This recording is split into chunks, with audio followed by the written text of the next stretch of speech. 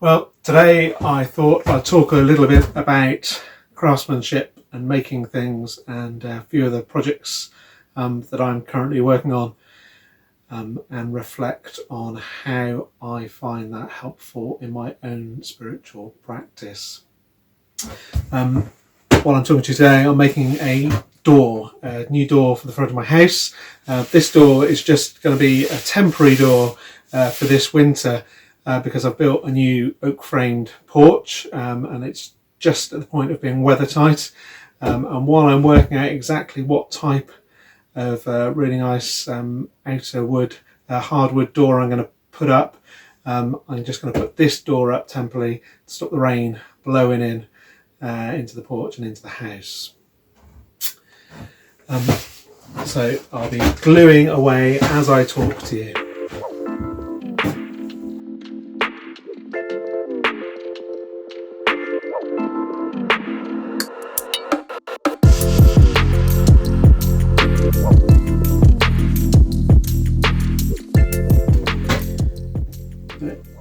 In preparing for what I was going to say, I reread an old essay of Laurie Lee's where he says that our possessions are many and our serenities few.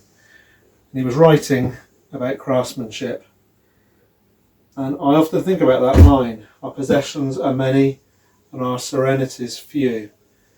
I'm thinking about how I live my life, what I buy, what I own, what I consume. And I do try not to own too much and to just buy what I need. As you can probably tell behind me, that doesn't necessarily apply to tools, where I seem to have a habit of accumulating pretty much most types of tool.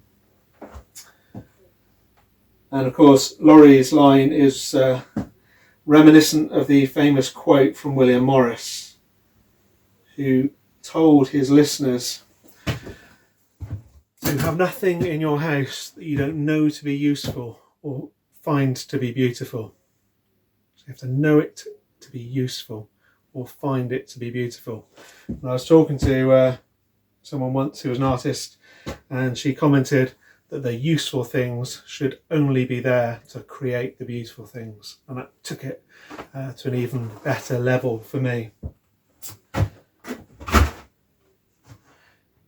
We hear a lot about mindfulness nowadays, and in my world, in mental health care, with very good reason, because the evidence now shows that practicing mindfulness can be as effective as many other types of treatment, which is really exciting because it's something that one can do really, really easily. And when we think about what mindfulness is, a quote I heard recently that struck a chord with me was, mindfulness is leading the mind back to where it's supposed to be.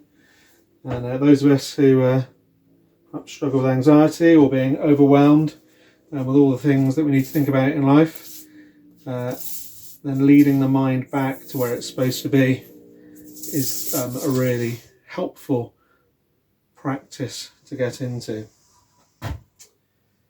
And doing this project today reminded me of a kind of epiphany I had a few years ago.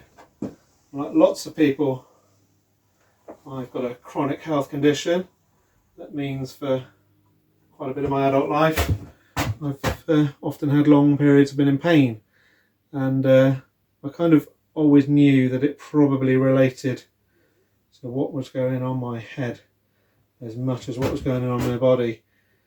But it was one day when I was feeling particularly ill, I took the time out to, I was making a bookcase, and I spent several hours measuring and cutting, and I was completely lost in the task. And then it was at the end of it, when I was putting my work together, I realised the pain had stopped. And since then, I've used that as a reminder to think, when my body's telling me I need to stop, I need to give my mind a rest and get myself lost in making, lost in doing, lost in creating.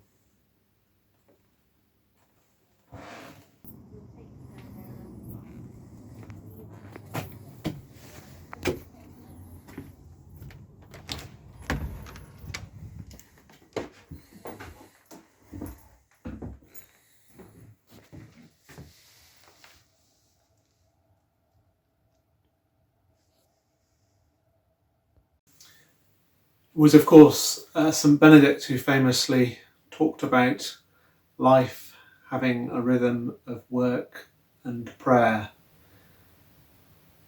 I think for me, when that's taken to its best level, then those two things actually start to become the same thing: work and prayer. And when I think about that, I often think about things that are made. And for me, when I was making the door, I was talking about the benefits of making the door. There's something that gets instilled when you make something that I think enables us to appreciate the value of creation, of the creation of the earth and all the mini creations that follow. And we sometimes talk about intent and the intent with which things are made. And I think you can often detect that when something has been created with great attention and great love, perhaps in that rhythm of work and prayer. And I seem to remember Simon Howell remarking that he felt that there was a tangible difference in a space, in a church in particular, when it's got things in it that have been handmade by the people that worship there.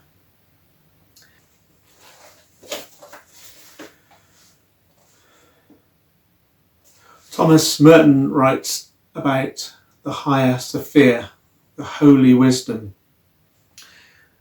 And in describing it, he uses the term fecundity, we might say fertility. But in his reflections he says this: there is in all visible things an invisible fecundity, a dimmed light, a meek namelessness, a hidden wholeness.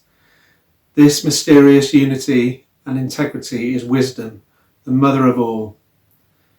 There is in all things an inexhaustible sweetness and purity, a silence that is a fount of action and joy. It rises up in wordless gentleness and flows out to me from the unseen roots of all created being, welcoming me tenderly, saluting me with indescribable humility. This is at once my own being, my own nature, and the gift of my Creator's thought and art within me, speaking as higher Sophia, speaking as my sister, wisdom.